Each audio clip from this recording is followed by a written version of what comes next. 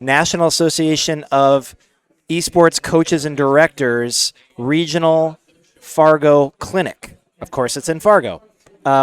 Because we've come to a lot of NACAD events, that's the National Association of Esports Coaches and Directors, and we've always had a great time. They've always had a great gathering of coaches and directors. We're going to talk about coaching tonight. Coaching tonight specifically in schools, colleges, high schools, even middle schools. We've got a great panel that you can see here that we're going to talk to in just a moment.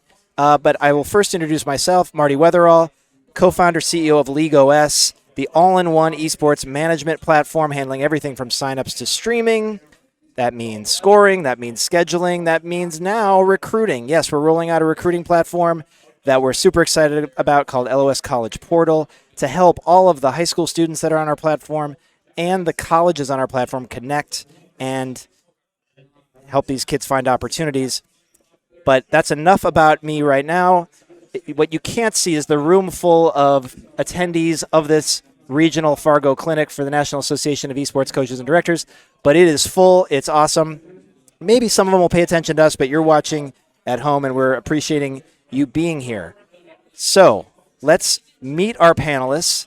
They are coaches in their own right, and I got to say from before we started, I was throwing a little bit of question action in, and it was on. You guys were like rolling, and it's going to be an exciting conversation. So I'm going to start at the far end, closest to actually you're biggest in frame, John, for everybody here.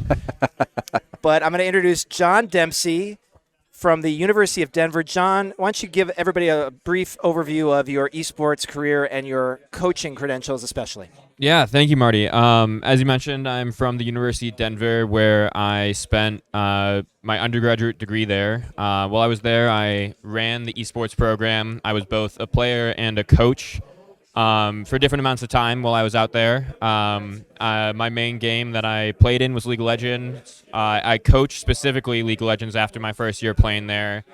But I specifically focused on, growing that program as a whole. So I've interacted with Rocket League, CSGO, Overwatch, League of Legends, Smash.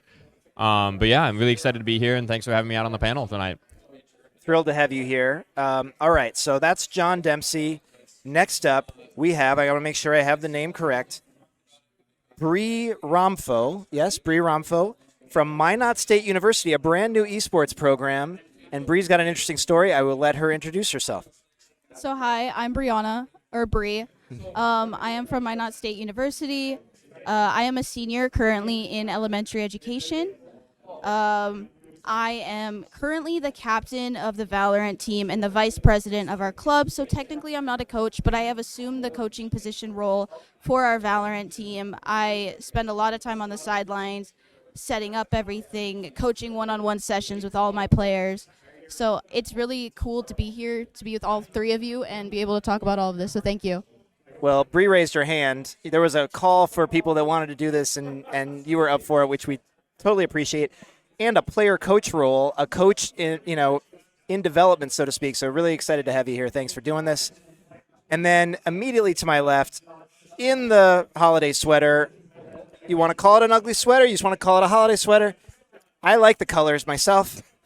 And none other than all the way from Springfield, Illinois, here in Fargo, North Dakota, we have Dalton McGee from Springfield Public Schools, a superstar in this space. Dalton, tell us about your coaching credentials, and then we'll dive into some questions. All right, my name is Dalton McGee. I'm the head coach of esports for Springfield Public Schools, which is the co-op of Springfield High School, Lanphier High School, and Southeast High School down there in Springfield. The former head coach of Lincoln Land Community College, the NJCAA Rocket League National Champions. Lincoln Land. Yes, Lincoln Land Community College. And, I'm a high school science teacher and pretty much live and breathe science, esports, and peace tea. So that's my credentials. All right, well, this is an all-star panel, if I've ever seen one. Interesting that Dalton has experience coaching at the junior college level, at the two-year college level. The National Junior College Athletic Association is moving their esports program onto LeagueOS halfway through the year. We're super excited about that. So that's another level of esports in schools. that we can dive into a little bit, especially with your experience. But let's get started here. Dalton, we'll start with you. We'll go back down the line. How did you even become an esports coach? How did that begin? And maybe people can draw insight from that, and we'll have you guys answer the same question as well. But why don't you start? I wish you wouldn't have started with me, because it's funny. When I get asked that question, I sort of have a blank 1 year memory of that, how it started. Like, I know that I graduated college and I liked video games. I went and saw an Overwatch League match in Los Angeles right after I turned 21, and the next thing I knew, I was teaching and coaching esports. And I think it just simply came to the matter that I knew there was a vacuum of interest and talent in the schools. I knew kids wanted to play video games. I knew it was a thing. I had a supportive athletic director in Fred DeVoe at Southeast High School, where I was student teaching, and we just made an announcement. It said, hey, if you want to play esports, come to this room after school. And we had 90 kids walk in. And the football coach was down the hallway, and he was like wondering what the heck was going on down there. And really, it's just because kids love to play video games, and the rest became history. Support yourself with a good staff, treat your admin well, and it takes care of itself. It's just like, chase your joy. That's what I told my kids, and what they continue to do, what I continue to do, and now we have a really big program. And you're giving all those kids a chance to play, and they need someone like you in that role, so that's fantastic. Great origin story. All right, Bree, we've heard a little bit about it. You're a player coach now, but what made you even want to get into that in the first place? So I've grown up since I was like 8 years old playing games. I have always enjoyed it, and it was kind of frowned upon growing up. Like, growing up was a bunch of, you have to be a sports player, and that wasn't really where I was in life. Gaming was like my therapy. So when I got to college and I found out our esports club was starting to grow, of course I wanted to join the Valorant team. That was something I was really passionate about. And no one really wanted to step into that role of being the captain or anything like that. So, and they asked me, they were like, would you be interested in this role? And, I was nervous. I'd never done anything like it, but I was super interested, and I was like, you know what? I want this to happen. Let's do it. So then I jumped into the role, and since last spring, I've been the captain of the esports team, and we've been doing great. So it's been fun. Awesome. I mean, again, this world needs people to step up, and that's what you guys have done. John, when you were at the University of Denver, tell us about that. Yeah, so I mentioned it a little bit. When I first went to the University of Denver, I was a player for my first year there.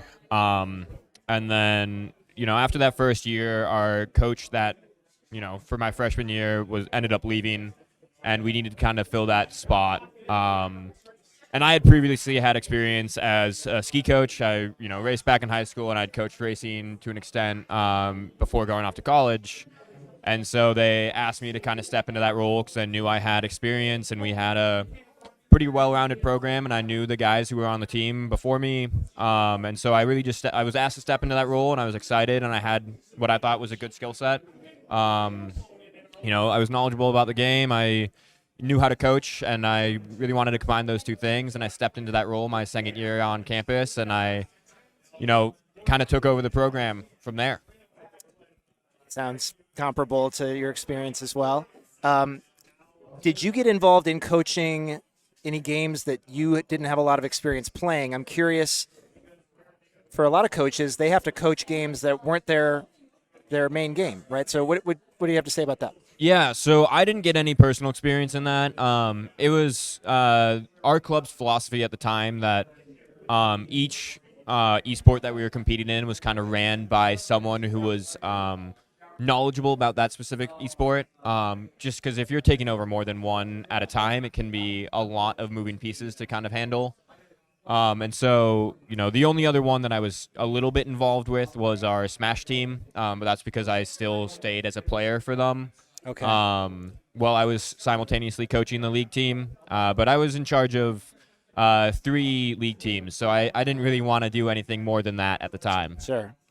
Dalton, you run a really big program across multiple schools and a lot of games. Yeah. Remind me what your main games were coming into all this, and then how do you handle coaching across a bunch of games that you haven't played much of, or do you have to start playing them? Well, so the Illinois High School Esports Association offers, and I'm going to be able to rattle this off, I promise, Valorant, Mario Kart, League of Legends, Counter-Strike 2, Pokemon Unite, Splatoon 3, Fortnite, Overwatch 2, Super Smash Bros. Ultimate, Apex Legends, Rocket League, and Call of Duty Modern Warfare 2. That's 12 titles. No person in their right mind is going to be proficient enough at all of those to call themselves a insert that game here coach. And so my solution has been surround myself with a good staff, trusted adults that play that game, that are passionate about that game. But to their point, it's sort of interesting. Like, we can't, even as our 7 staff members, cover every single game at the highest level. And so there is a certain amount of being a good coach. You mentioned, ski coach. Like, you can bring talents from those other aspects of life into being a quality coach for any game. I coach Pokemon Unite. That's a game that I'm highly ranked in. I coach Overwatch, used to be highly ranked in. But I also, am the Apex coach and the Fortnite coach, and I'm just dog water at both of those games. But there are certain things that you learn in terms of enabling other people to be good at their sport. Bill Belichick isn't throwing any 70-yard dimes to a wide receiver, but he's still one of the best coaches in the NFL. And so, you learn leadership development, you learn communication, you learn accountability, you learn this mindset of, are you better than you were yesterday? There's certain things that no matter what sport or esport you play, you can take those skills and translate them into being impactful on your team. And even just as a teacher or as an adult, we just have life experience that the kids don't have. And you can offer so much to them, just putting them in perspective of where they're at, what they're doing, and what they can do to be better than they were yesterday. Bree, you are in college, a senior, studying to be an elementary school teacher, right? And you've stepped into this coaching role. What would you say? I think we were talking before, Dalton, about soft skills, right? What would you say outside of just the skill within the game? What are you finding to be important as you work with your team, and that you'll be using beyond college, right? Are the soft skills that are important for a competitive endeavor like esports? I mean, I think the biggest thing is knowing how to communicate with people. You have to do it in games, you have to do it at work, you have to do it in school, whether it be with classmates, teachers, your teammates. You're always going to have to know how to communicate. So that's one of the biggest things I say to my players, to my friends, like, hey, you need to learn how to communicate with one another, or it's not going to work out, like in anything, your future career or is playing in esports at the college. So communication was one of my biggest things that I think students need to focus on. And we've talked about in esports, coaches are not supposed to be talking to the players during the gameplay, right? John, your experience with that, and I'll talk about that a little bit because it's a little bit controversial, right? Because communication is important, and as a player coach, you kind of are, able to sneak into the comms because you're playing. But what are your thoughts about that topic?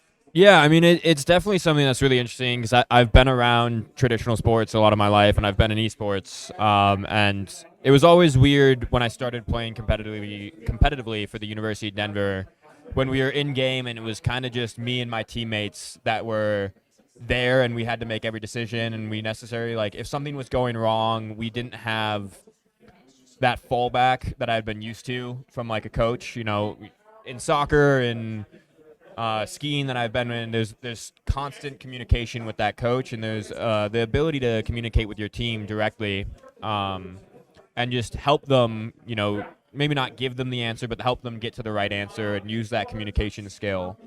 And that was kind of one of the hardest things I had to get used to when I was coaching League of Legends was, the minute draft ended and they were loading into game, I gave them a final reminder of like, hey guys, this is what we've talked about leading up to this. This is what we're supposed to look out for. And then I had to take a back seat and just watch it play out. And, there were moments when they followed through on our game plan and they executed well. And then there was moments when we ran into something that was unexpected. And, we had spent some time trying to build up as a team and how to react to that. But sometimes if you're thrown for a loop and you don't have that minute to, recoup or, regroup as a team, and it makes it difficult. And so as a coach, it made it super hard because I felt like I wasn't just coaching aspects of the game, but I was coaching how to adapt to situations and how to, respond to difficult situations as opposed to, just getting them ready for the game. Dalton, if you were commissioner of all esports in schools and awesome things, Am I not? what would you do about this rule that prevails? I take a strong oppositional opinion to that rule. I know why it existed in professional esports. I don't think it needs to exist in scholastic esports. I think that we need to remind ourselves that we're dealing with children in high school and even with college, young adults. We all know that what we were like maturity-wise in college versus who we are now as adults. Maybe they don't because they are that. but I think that's quintessential to the sports experience. I don't have any problem with the coach advising kids during a game.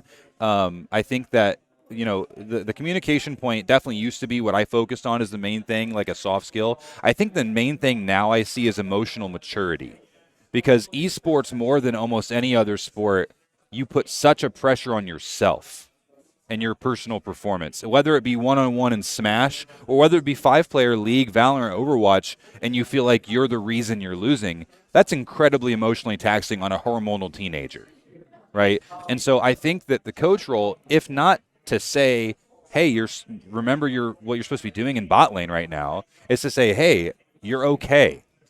Like, move on. And even, League Unite is what I'm thinking about with this you're throwing moment where you are the losing side. That can be tough. Lose less. Plug a hole in that leaky faucet for a second, right, and just make it as least bad as possible. Kids need that reminder. If I was the commissioner of everything, like you said, I would have no problem with advising mid-game, because all sports do that. Even tennis, we were talking about this beforehand, was the sport, so to speak, that you couldn't talk, and now they let you. Right. And even if in a limited capacity. So I think that high school esports, especially college, let's put a gray area. Pro, no, I'm cool with that. High school esports, you need to be able to talk to your kids. It's interesting that that's how it's evolved, and it is so different from traditional sports, and it changes how you prepare, and it changes your coaching approach, because you know that you won't be able to make those, mid-game adjustments and communicate like all the other coaches do in all the other sports. And to that point, I just want to jump in real quick to say, I know that kind of is a controversial opinion, that you should be able to talk to your players mid-game in esports. It's taboo. My question is why? What? I think it just started that way. I think That's a what lot I'm of saying. esports started without a coach, kind of present there. It was, I played League of Legends. I followed the scene since it started up in Freak's basement for North America, and there weren't coaches. And then, coaches came along later, and we adapted to, them being there for, the mental side and the prep side of things, but they weren't, expected to be there for in-game. So it's just it's a slow to adapt to, what it is. And I think esports has also kind of been a little bit proud of that, not having coaches in the ears. It's like, 5v5, it's the players doing everything. But also there might have been a little bit of, for a while, at least in League, none of the coaches were previous pros. It took a while to get to that point. So they were really there. They were brought over from traditional sports, and they were there as a facilitator. So I think it's time to move on and time to improve and grow as a sport, honestly. So this is one thing that's carried over and has been we've been stuck with this, but starting with you, Bree, and I know you started playing when you were very young, and so you've been around this for a while, and it's been a time of really amazing growth for esports, especially in schools. This hasn't changed, and it's back from the days before there were coaches, right? But what has changed? What have you seen been the most significant changes in competitive esports, especially the growth of them in schools? Did your school have that program, and then, or did they not have it, and then they had it when you joined? Like, how was your arc in that? So I graduated from Jamestown, North Dakota, and my sister goes there now, and I've been talking to her. They just 2 weeks ago got an esports club. Just 2 weeks ago. Awesome. So, and their Valorant team was playing just an hour ago, I think. So good for them. So it wasn't a thing when I was in school. And our club at Minot State wasn't a thing. It was talked about when I was a freshman and a sophomore, but it didn't become a actual club until last year. And then this year we finally got funded. And I've always followed like professional esports, and I never thought it could be a thing within college and something I would be able to do. So just being able to see it like actually develop and be a part of it growing right now is something that I never thought I'd be able to see, because I never experienced it in my high school. So Right. I never experienced it at the beginning of my college. So now that I'm getting to experience it now, it's different. I think it takes a special person to be interested in jumping into something that's new and that's evolving quickly and that isn't established, right? And it's not for everybody. I've certainly found that in my own experience. Same question to you. What have you seen that's changed the most since you first started gaming, and what the way the world is now? Yeah, I mean, I think one of the biggest changes has just been the overall kind of like acceptance of esports. When I first started playing in high school, I wasn't playing League competitively, but we started a Hearthstone club on campus, and pretty much all we would do for like an hour after class, like school, like once a week, we would just do the tab. Or what were the runs called that you drafted a deck? I joined Blizzard and Overwatch. I Okay. can't help you. I can't remember the names, but we did that for like 2 hours, and we started that club, and then that grew into something bigger on our campus. And then when I went to college, I was looking for something similar, and it was already an established club by the time I got there, which was fantastic. And then by the time I left college, we were in talks with the university administrators to get a solid place like to do esports on campus.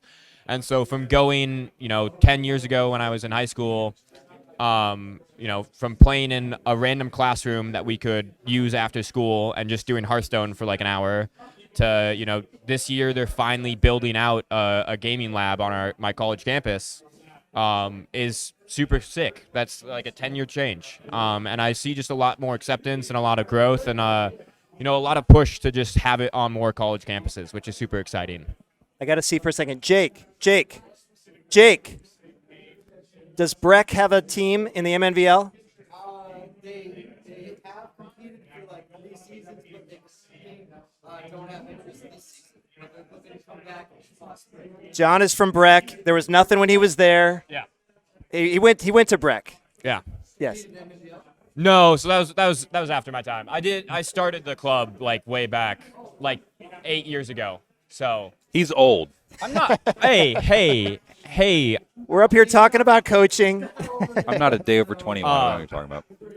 We're talking about coaching, and everyone's Yeah. done coaching, but he said when he was in high school at Breck, and I didn't remember if you guys had a team, so it's good to know. Yeah. It was really friendly. It was a friend group. Do you know who it was? Breaking into a conversation about the Real. Breck Mustangs in We'll talk about Minnesota. it later. Breck lore. Yeah. That'd be fantastic. When you have Jake Utides from the MNVL in the audience, then we could get these answers in real time. I appreciate that, Jake. Okay, now to you, the changes. And you've been around a little bit, not as long as me, of course, but what have you seen? I was just thinking about this as they were answering. My Counter-Strike coach, Adam Martin, shout out to Bolsh. He was on a Counter-Strike team that eventually led to the MLG organization. And he was telling me they used to communicate about their matches on AOL. You know what I mean? Like that they would talk on AOL about setting their matches up. And my first like esports experience really was when I was 11 playing Star Wars Battlefront 2, the PS2 release on 2005, and we would communicate on online chat rooms about setting up like matches. And it was basically wagers. Like, here's some money from both teams, and whoever wins gets it. And like that was esports in 2006, 2007. This was your like candy money that you were putting dude, up? yeah, for real. I'm getting Coke and Skittles, and like that's it's the life, right? I didn't really have the esports experience until the Overwatch World Cup, and then subsequently the Overwatch League, and that was when I was like, this is the NFL, but for video games. I mean, there's teams they're playing, and it was just so cool. And it was this concept of like, if football exists in pro and high school, why can't esports exist in pro and in high school? And I think the biggest advice I would give to anybody that doesn't have a team or is thinking about starting one is have the healthy disregard for the impossible. Just do it.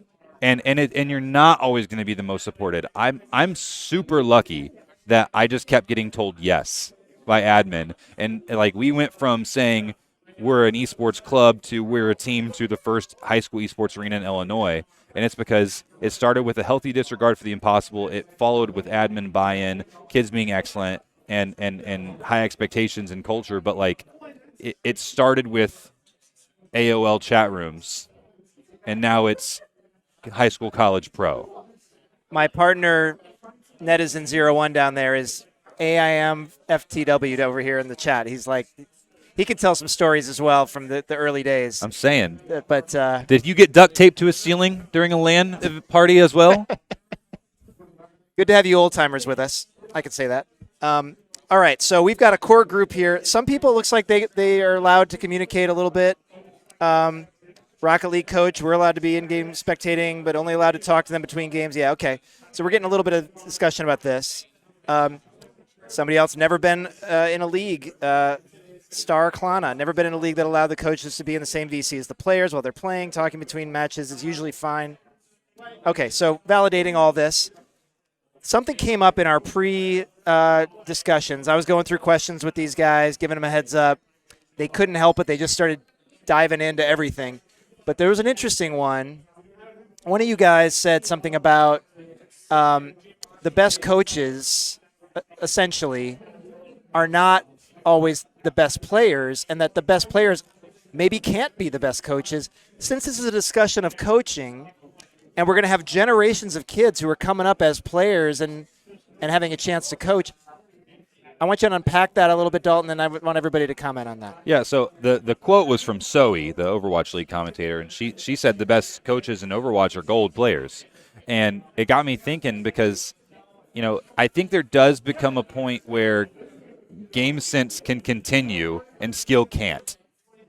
Especially because there's been some research on gaming and reaction time and everything. 25 is the Bowman's peak in esports, which tells me I'm washed because I'm 28, right? So there does come a point where you simply cannot react and click and do everything as fast as somebody else. But education never stops. You can continue to become a better coach. And so I do think that there comes a point where humility catches up to skill, and then education continues on from there. And you can offer so much to somebody with your experience and knowledge that will help their raw skill take them far beyond where you are. And that's how I feel with Fortnite, for example. When I'm blessed with a kid that is just incredible at Fortnite, but had little between the ears when he was a freshman. And now he is one of the best, if not the best, Fortnite player in the state of Illinois. And that's because it's easy to sit back, tell them, do as I say, not as I do, right, and do everything you're supposed to do right. And then they can do it. Take out the ceiling, let them shoot off. Great things happen. Yeah, I mean, some of the best in traditional sports, some of the best coaches were middling players, right? Yeah. So, Bree, I don't know how good of a Valorant player you are. I have not seen you play. You are a player coach currently. But what do you think about that perspective, that maybe the best players don't make the best coaches? So I agree. I don't think the best players make the best coaches. I'm not the best player on my team, and I am like one of the higher ranks on my team. I'm Diamond. I have Sawyer over there. He's Iron on our team, and he can still Shout give me out to Iron. Yeah, shout out to Iron. He still gives me advice on how I can improve in the game. We have an Ascendant Immortal on our team, and I coach them all the time in one-on-one sessions, and I tell them how they can improve. And I have my golds and my Iron over there tell me how I can improve. And I don't think there's really a set rank for who can coach, because I may not be great at keeping my, crosshair head level, but I can definitely look at somebody's gameplay and tell them, hey, this is what you can improve on, and this is how you can do that. Also, it's so hard to coach yourself to that point. Like, it's not just coaching in esports. It's writing an essay. It's anything. It's if you read your own work, Sure, you'll never catch your mistakes in your grammar. But anyone, any other perspective, if you humble yourself and listen to what they have to say, take what you like, leave what you don't, and you're going to improve. We got shout-outs to the medal ranks all over the chat here, which is great. John, I know you had some opinions on this as well. Yeah, I mean, if I'm being honest, when I was a player back for the University of Denver, I was probably one of the worst players on my team. Not saying I was bad at the game because I would never admit that in a public forum like this. But in my experience, I've always had trouble communicating about the game and teaching the game to somebody who was significantly worse than me because I've had to find new ways to talk about the game or ways to like meet them at their level. Whereas if I was ever trying to coach somebody better than me, I already knew that they understood what I knew about the game for the most part. And it was mostly about trying to help them, fix issues that they couldn't see in themselves. That I had a solid understanding of League. And so I've always found it easier to coach somebody who's better than me, which is weird to say because you would think that you would need to be better than them to coach them up. But then also at the same time, people who are fantastic at games, they understand it at such a different level than the average person because they just, they pick up the game and from the moment they've started playing, if they're good at the game, they're just understand it better than you do. And if they're trying to coach somebody to get to where they're at, that's so hard for them to communicate, why they're doing something specific because there's no reason they're doing it. They're just doing it.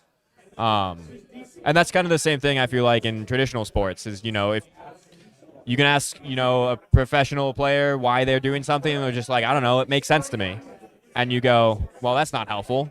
So I actually have the opposite experience in that, like, as an Overwatch support main, I'm confident I can take any Overwatch support player and they'll be diamond when I'm done working with them. Like, I can bring them there. yeah. But there are certain games, especially like Fortnite, like maybe Call of Duty or Counter-Strike, where there is a heavier ego component to the game, and let's not say there isn't, where if they're better than you, a lot of those types of players won't respect someone who's not as good as them. They have the tendency to say something like, 1v1 me, bro. And it's tough to coach that person. So you can, instead of telling them you need to do this better, you can say, why do you lose games? What do you wish you were better at? And okay, so how do you get there? Smart goals is kind of a buzzword in business and whatever, Right. but like it does work in esports. Like specific, measurable, attainable, reasonable, and time based. Make those goals, and then even if you don't know anything about the game, you can make them have that goal, and then tangibly measure: are you achieving the steps to reach that goal, and they're better because of it. You can be Iron at Valorant and make that diamond player become immortal because you were able to do that. Spoken like a coach. So there's a question that's coming in, and Cookies, if you can hear me, based on my setup right here, just make sure you drop copy paste questions into. He's like, oh, I can hear you. Please drop them into the chat here so I can see them with credit for who's asking. If you drop questions into our Google Drive form, you will get a badge, by the way. And I see my co-founder Joel's trying to get a badge because he's asking, how do you handle? We'll start with John. We'll bring it back. How do you handle a player who is resistant to coaching? I mean, that's difficult in the first place. If somebody doesn't want to learn, they're not going to learn. So the reality is just trying to find something to connect with, or something to get them to buy into the system. If they're there for a reason, they're there for a reason. They might not be there for coaching, but maybe they're there to be able to have social time with some friends to play a game, and you can use that to your advantage. But find the reason that they're there and use that specifically to like coach them, but without coaching them, if that makes sense. I don't know how to say it, but you can kind of trick people into getting better at the game. Specifically, like Dalton said, what do they want to get better at? I had a player who was like, I think I'm not good at CSing for the first 10 minutes of a game in League. I was like, all right, load up into a game against me in the top lane, and we're literally just going to CS for like the next hour. And he didn't think it was coaching, but, he got a lot better at it. And afterwards, he was like, he started asking me questions. And I was able to point out some things that he didn't do or some things that he was doing well. But you can hide coachable activities or lessons within like mini games. In my opinion, I would call them with my players. But really focus on just like like any other sport, you do warm up activities or you do like practice games, and it doesn't feel like coaching to the player, but it is coaching in the reality. But yeah. That's the art of it. I mean, you're talking about an artful approach to this and dealing with other people and what's going to unlock them. What do you have to say about a challenging player that is resistant to coaching? Yeah.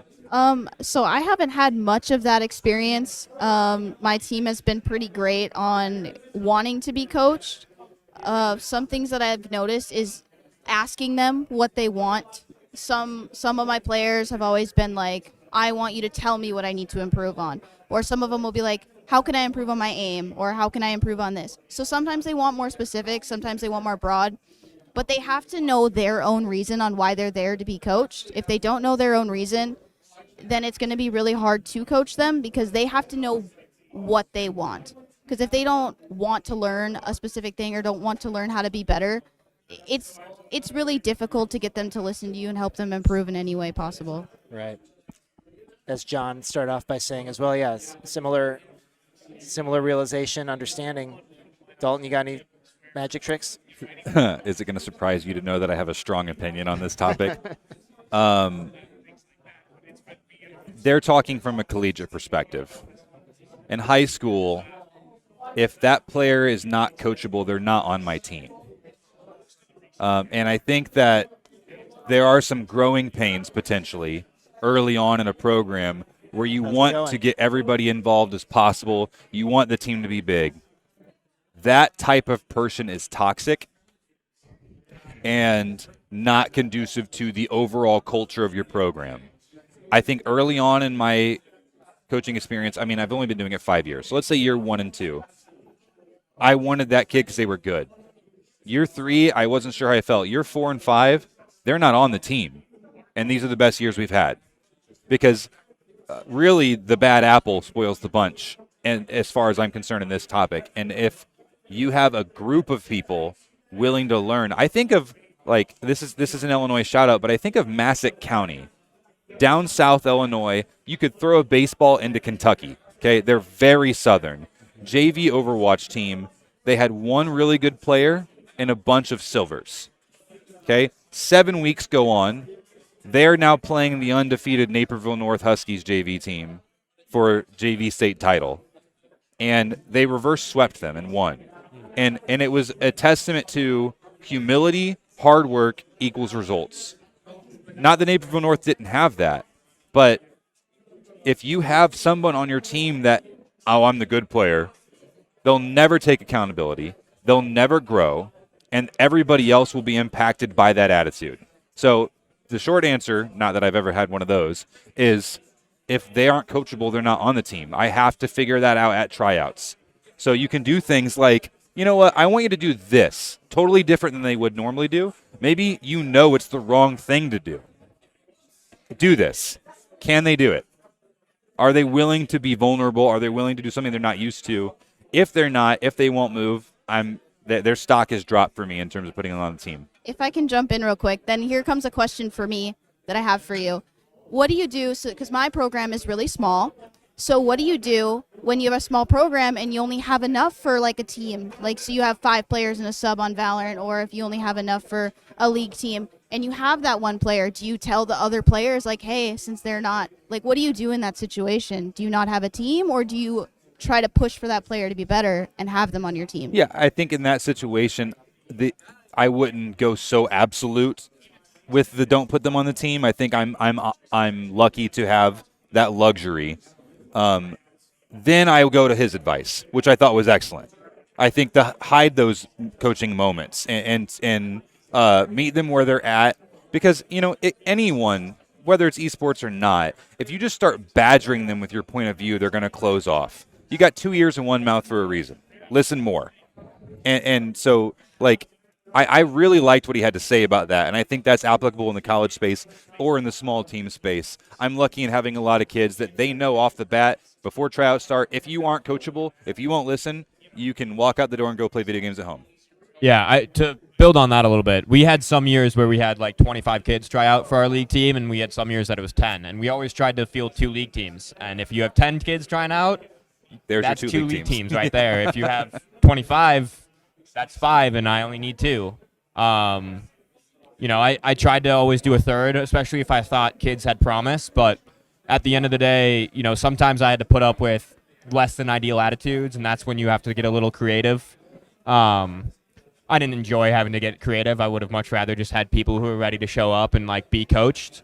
But yeah, I mean, it's definitely a challenge, and it's something that every program is going to look different, and it's always going to be hard, and you kind of have to adapt to what you're given. And culture matters. Yeah. It matters so much. Like our program's motto is love and respect.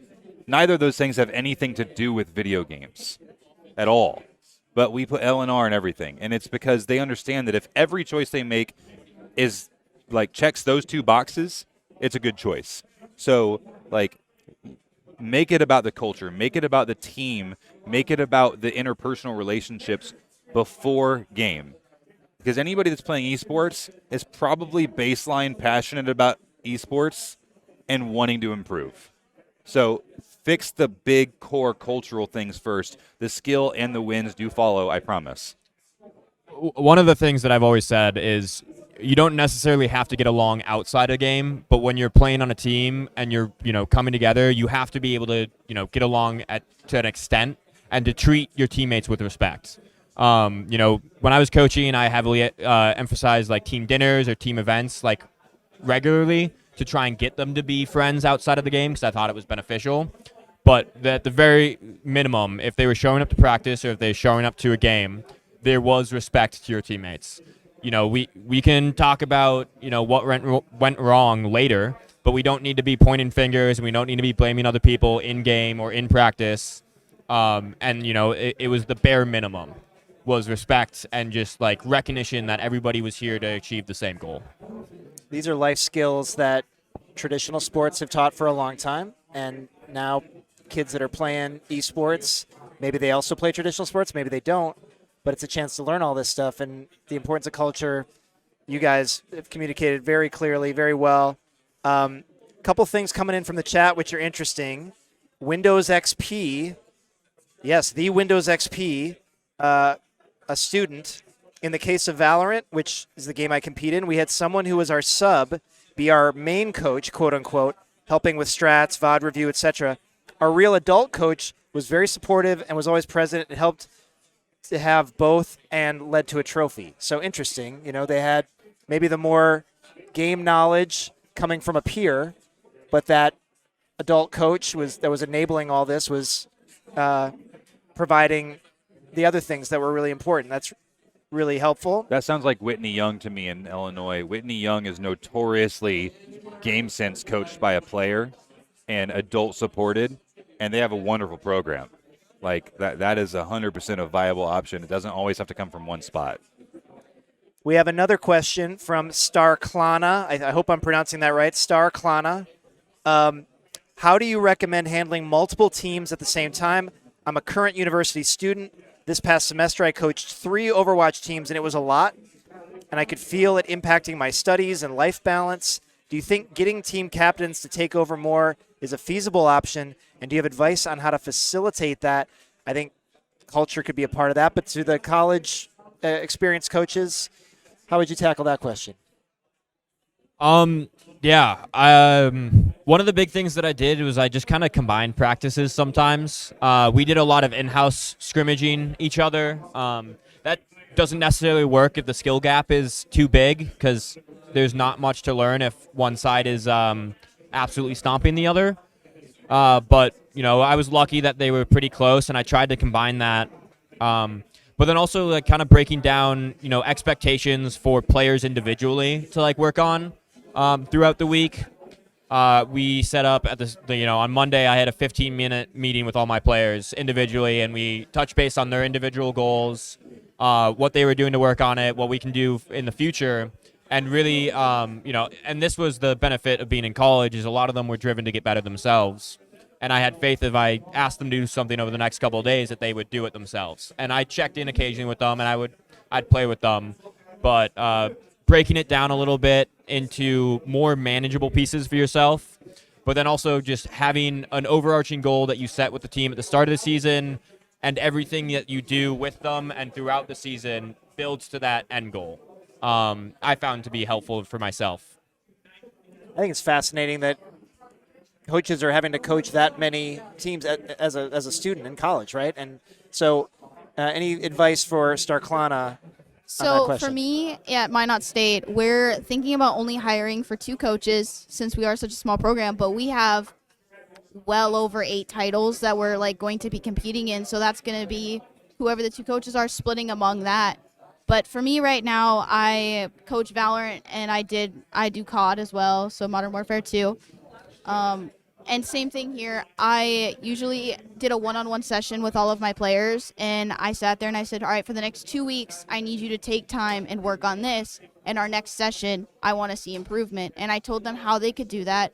And so it would be in their free time that they would have to, spend time working on those skills, because I can't be everywhere at once. I have 4 players on the Val team, and then I have 3 others on the COD team. And I am also a college student. I'm a senior doing student teaching now, so it's not possible for me to be everywhere at once. So having them set up their own future and practice their own skills is something that was very important for me to do. Starklana says they're a completely student-run organization. You guys have been that to this point, or with hiring coaches? We have Dr. Valentine, who's our director. He's only really supposed to work 4 hours a week for us, but he does way more, so shout out to him. But Sawyer, who is the president of our club, and myself have done a lot of the work, so we have set up our club as much as possible for the future for its success. It's really interesting. I'm learning a lot from this panel. Dalton, there's a follow-up question from Tag, and I know, culture has been something that you've always communicated, and you can feel it coming out of you and your program. What strategies, activities, and approaches do you find effective for establishing team culture, especially when having new players or lineups at the beginning of a season? Yeah, so every first practice we have, we don't play the game. We do something degenerate together. We always start with, what's your full name? And I make them say government name, Dalton Storm McGee. Okay, they say their full name, Kevin Alexis, Rafael Gonzalez Hernandez. Everybody in the program knows it. They love it, and they say their gamer tag and the story behind it. They say what role they play and why. We go into it. Just a whole interview of every one of them. Ice-breaking, yes, but stuff that forces them to be vulnerable immediately. We also do monthly Brotherhood events. Brotherhood, of course, loosely used term, but we do things outside of gaming. We've rented out movie theater and we just watch a movie together. We do a field day where we play sports and we grill hot dogs and have a glizzy eating contest.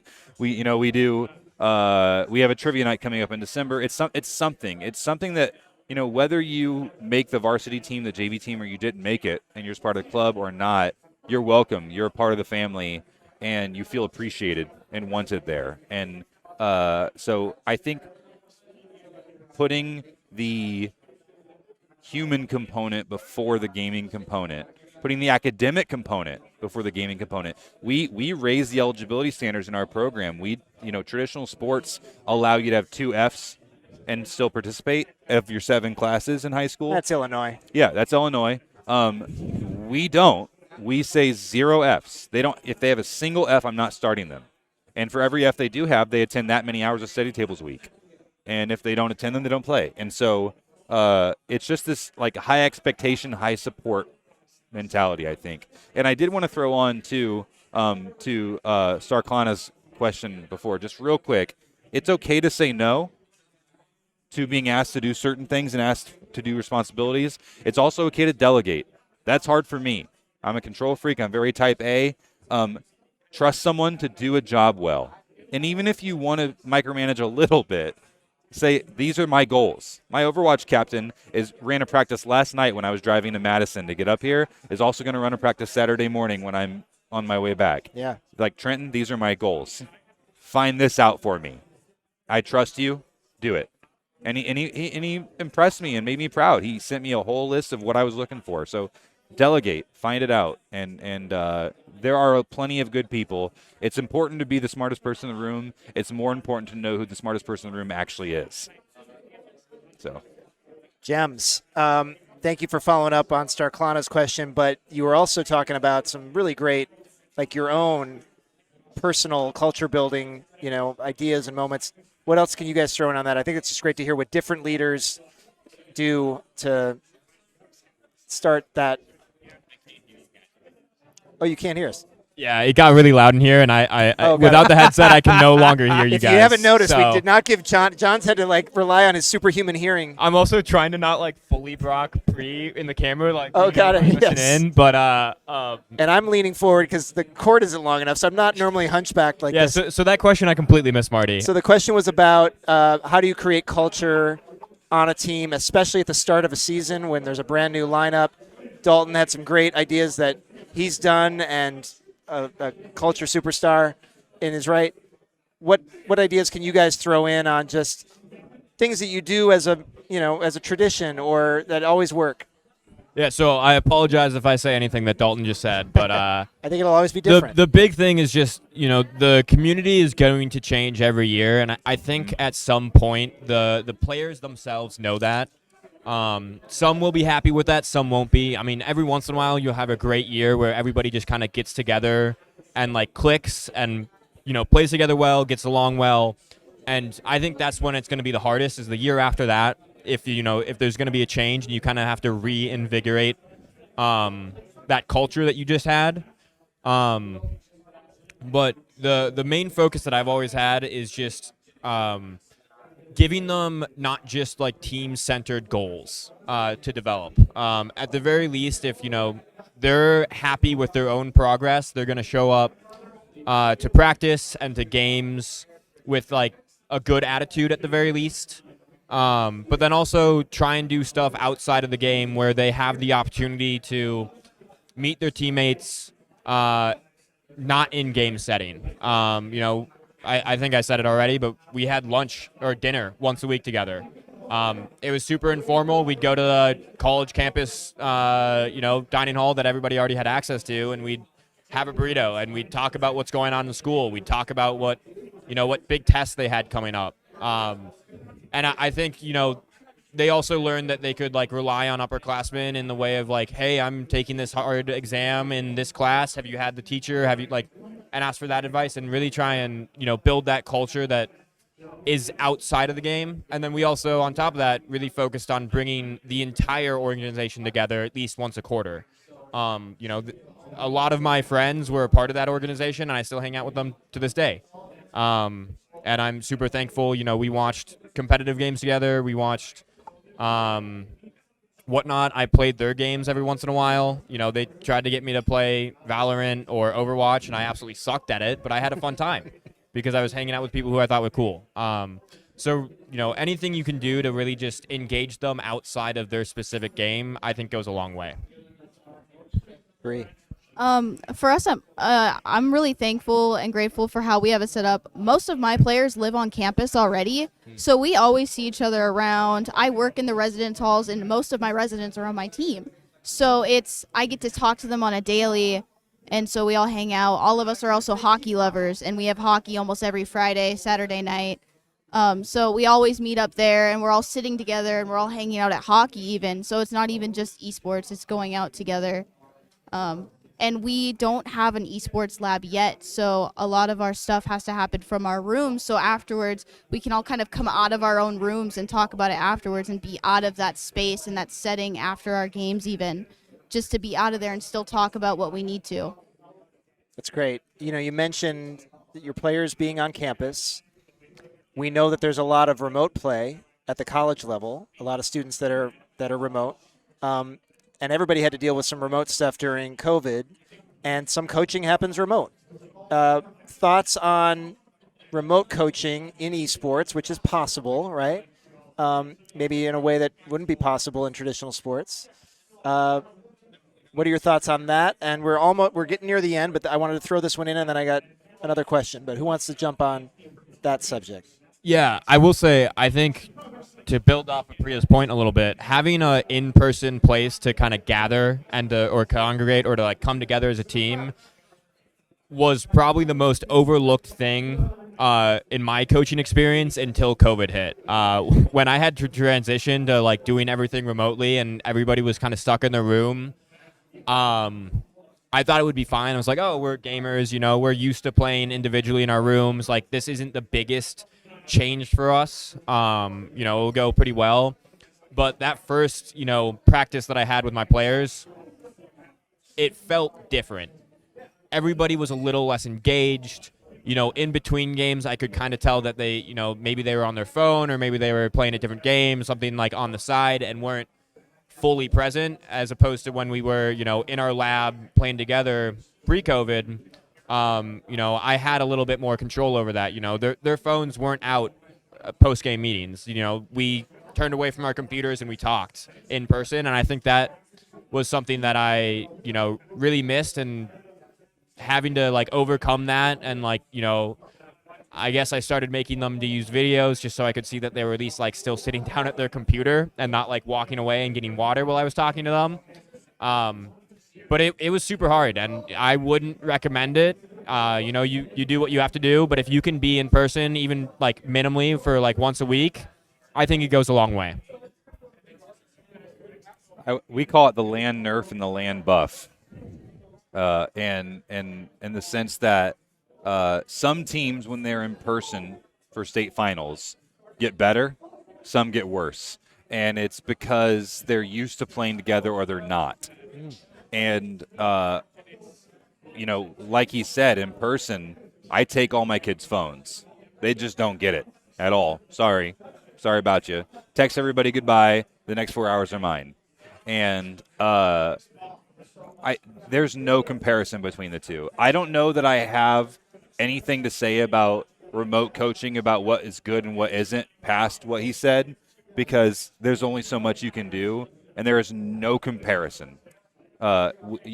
Being in person is so impactful. It's not just the focus; it's the emotional connection. It's the realness of a conversation. It's the real-time reaction to what's going on. And, even if our earlier conversation doesn't pan out how I want, and you can't coach during games, you can during practice. Right. And that stuff matters. And it's just so hard to see all of it at once remotely. COVID sucked, and I would never go back to that again if I had any choice. Our practices are not online for a reason. COVID sucked. Controversial opinion. Okay. That might be the biggest understatement ever said right. on a podcast. And I'll take things that are obvious for 400, please, Alex. Yes, Bree. So for us, it really is all remote. We don't have that esports lab yet. We're hopefully supposed to get it in January. So I'm coaching remote constantly.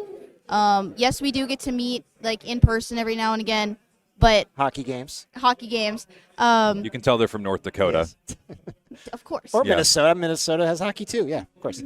But when you're in those games and you're post-match, you don't have much control over your players on what they do on their phone or in between the matches. Like, you can't control if they go on TikTok or anything like that. So my biggest thing is setting expectations with them. If you have to be a remote coach, set those expectations of phone needs to be away, because that is going to be a huge distraction, and that is going to take away your focus from the game, and you're not going to play as well as you should. You're not going to be as you're not going to communicate as well with your team as you should. If you're not talking in between games, you're not reflecting on what happened in the game before, and you're not telling each other what you can improve on if you're just sitting there on your phones. I understand like a break, like bathroom break, but you need to have those expectations, especially if you're remote, that you can't have that happening. It's the personal accountability component. She's so right that you have to sell the personal accountability. If you want to get better and win, you have to do that. Otherwise, you're here to play video games and be goofy. If you let them use their phones, then they can learn the skills that I'm using, which is trying to listen to you guys and also see what's happening on Discord. So there's benefits to that. But you got to say something, John? No, I thought about making a witty comment, but I ran out of witty comments, I'm going to be honest. So. Well, it was probably about how I'm not doing a very good job of that, which is probably true. Okay, so we are at the end of our time. This audience may not have realized all the gold that was being spun here. they're having their own conversations, but this will be on YouTube. So if you are watching live and you think there's some stuff that you want to share with others, check out 4 hours of video game practices, life goals, YouTube. Yes, once he gets the VOD to upload it. Cookies will be uploading this to the Scholastic Champs YouTube channel. But I have one question that I've been waiting to ask this whole time because it's what I get excited about. And I want each of you, let's start like we did at the beginning. If you can hear me, John. I'll try my best. What always gets me excited, it always has in traditional sports, now in esports, is when there's a rare talent, a player who is just so much better than everybody else, and everybody knows it. Everybody gathers around to watch. Everybody buzzes about that player. Talk about the player that you've encountered like that, the best player, and then from a coach's perspective, what do you do with a player like that when that player comes along and they have the gift and you're the coach? John, you start. So I don't think I've ever experienced that within esports, of having that moment of, hey, this person could be really special. Mostly because a lot of the players I've played with have been through college, and honestly, if you're playing at college and you haven't already gone pro, it's with the current state of esports, it might be a little bit too late for you to go pro, barring you discovering gaming like 6 months ago because you lived underneath a rock. But I would say, the greatest players who, are able to use their skill and go on to continue to be great, they still need to be teammates at the end of the day in a lot of these games. And so nobody likes playing with someone who isn't a good human being. So, teaching them how to be respectful, instilling within them that they, despite their skill, they still need to be a good teammate.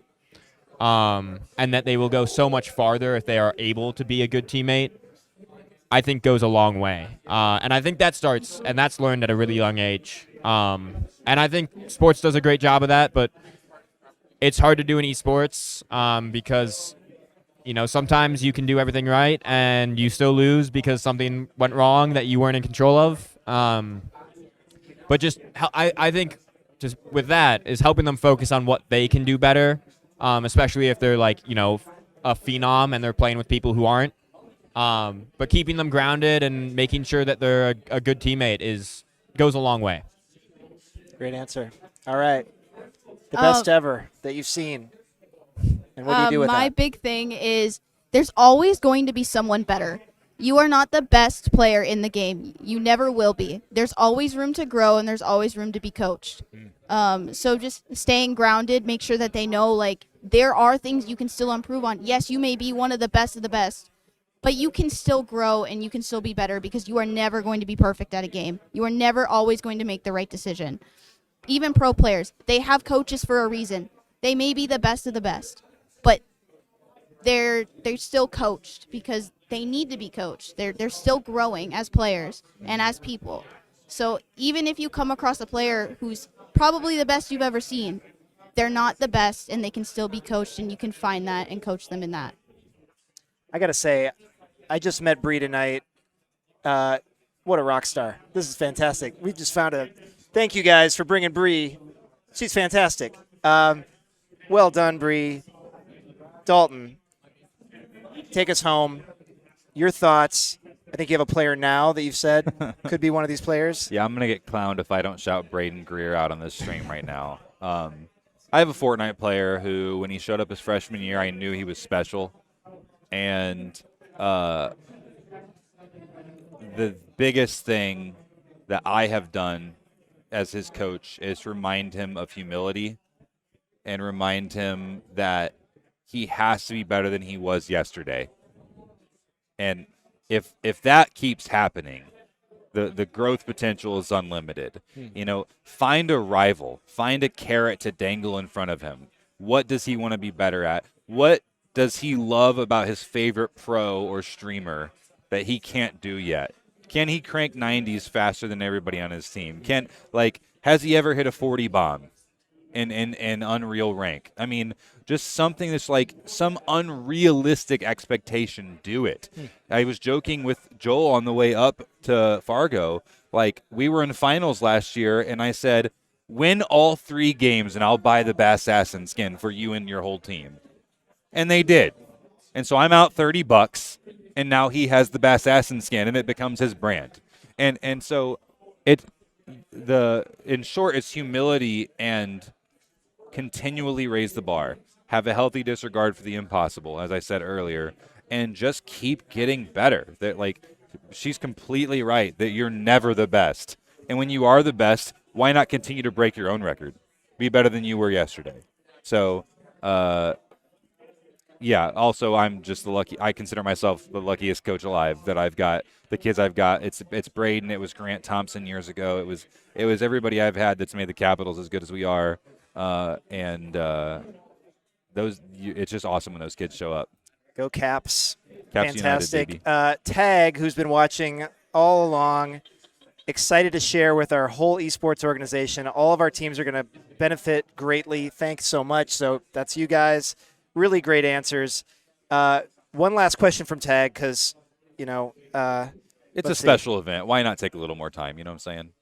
I mean, if we're not getting, booed off Joel the stage. kicking us off yet? He's pointing at his watch. He's like, But Tag said, for those of you with multiple games esports programs, do you have coaches meetings or workshops, stuff for coaches to grow as coaches? Last overtime question. Who wants it? What was the question again? we have a coaches dinner every year. Coaches team building stuff, John. The coaches. Okay, okay. Yeah, I'll let Dalton into this, and so it gives me time to think. Okay. Yeah, we have a coaches dinner every year. I buy us hibachi at the end of the year, and we set our goals for the next year. And we have a group chat. It's just a matter of checking in with them, making sure they feel supported. Like you can't do it alone, and you want to make sure they have goals for themselves in addition to your own as a head coach, and that all of those goals are being met. And sometimes you need a good screaming fight. Sometimes you need to disagree, and that's where I go back to that love and respect component. Pick people that no matter how hard we disagree on a topic, we love each other, we respect each other's opinion, and the hierarchy matters. I think there comes a point where, as a head coach, you need to know I hear you, I genuinely am listening to you. I'm not going to do what you want, but they need to be okay with that. At the same time, there have been times where I have said, you know what? This is a 50-50. I trust you. I picked you for a reason. I'm going to do what you want to do here. Let's see what happens. And all you can do is fully invest in a choice, be united, and after the fact, you can always go back and say, yeah, you were wrong and you were an idiot and here's why. And we can have that conversation. But once you make a choice together, go for it, set your goals, chase your joy. The rest is history. Is that your favorite thing to go back and say you're an idiot? Is that you relish those moments? Especially to Dylan Leach. Yes, that's my favorite thing. John, did you want to add something to that? The only thing I gotta say is to build off that, it's better to be wrong as a team than to be right as individuals. Yeah. That was a huge philosophy that I had with our team. Is like, I don't care what you guys do, what play you guys make, but you all have to be in on that play. Because if you're not all in on that play, it's not gonna work, even if it's the right choice. There's a pro Overwatch coach named Jafest, great guy, that we brought in a couple years ago because my kids wanted to bring a pro in. And he said something that we now repeat on Broken Record, that 5 idiots with the same plan will always beat 5 geniuses with different plans. And it literally, it could not be more true. Overwatch, League, Valorant, all of the games included. I'd rather be 5 idiots with the same plan, and looking across my teams, that is commonly what happens. So, So many great nuggets over the course of this whole thing. We're a little bit long, but I just got to say thank you guys. I'm going to close with EJ Boat, who said maybe don't have the coaches, maybe their coaches don't do all of the things. They don't really coach, but you know what? He says, I still love my coaches. He or she, I still love my coaches. Coaches are in a position to be so appreciated. And what you guys have just talked about for the last hour is all the ways you can do a really good job at that special privilege that you have as coaches. And I really want to thank you all for talking about this. We're here at the National Association of Esports Coaches and Directors Regional Clinic in Fargo, North Dakota. We are at Herd and Horns across the street from North Dakota State University. There are a bunch of coaches and directors here. We've been talking about coaching from an esports perspective. For John Dempsey, Bree, your last name again? Romfo, yes. And Dalton McGee. I am Marty Weatherall from LeagueOS. This has been a pleasure, and it will be on YouTube. If you want to share it with others that you think can benefit for this, I'm going to rewatch it and just get all the great sayings and nuggets of truth and wisdom, because there's been a lot in this Discord stage, which kind of is a podcast, kind of a video, whatever it is. It's LOS Roundtables. This is our third time ever doing this. Thanks to Joel and Levi over there for helping set it up, and for Cookies back in Indiana, rockin'. Starclana says, thank you all for this. Very good insight. I agree. You guys were amazing. So I'm going to give a little applause here. There we are. Okay. We'll be back in January with another roundtable. We don't have the topic picked out. Maybe we'll get some ideas from all the coaches and directors here at the NACAD event in Fargo. And make sure you check out National Association of Esports Coaches and Directors, NACAD.org, because they have a lot of great events, including their national conference. The next one is in Minneapolis, my hometown, LeagueOS headquarters. That's going to be awesome. That's in June. So if you didn't know about them, now you know. And we learned a lot about coaching tonight. Thank you all for hanging out. This is it. Thank you, Marty. Love Thank and you, respect. guys. Thank you. Thank you.